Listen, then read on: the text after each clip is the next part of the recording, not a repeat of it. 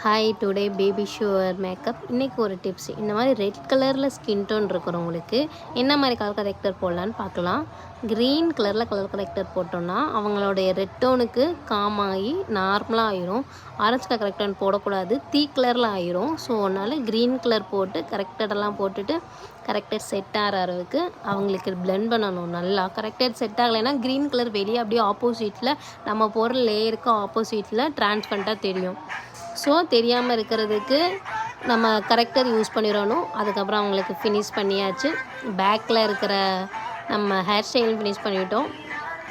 ஃபுல்லாக டாலர்ஸ் வச்சு ஃபிக்ஸ் பண்ணி தைச்சாச்சு. சாரீ ட்ராப்பிங். ஸோ சாரியும் நான் ப்ரிப்பேர் பண்ணி கொண்டு வந்துட்டேன். இப்போ சாரியும் அவங்கள கட்டி விட்டுறலாம். அழகாக சாரீ கட்டி விட்டாச்சு. செட்டிங் ஸ்ப்ரே அடித்தாச்சு. அவங்களுடைய மேக்கப் ஓவர் ஆயிடுச்சு. Okay, bye bye, see you. எப்படி இருக்குன்னு பாருங்கள். ஒரு ஃபாலோ லைக் கொடுத்துக்கோங்க. Thank you so much for your வாட்சிங். விஸ்வவரா மேக் ஓவரை ஃபாலோ பண்ணிக்கோங்க. Thank you so much. Bye bye, see you.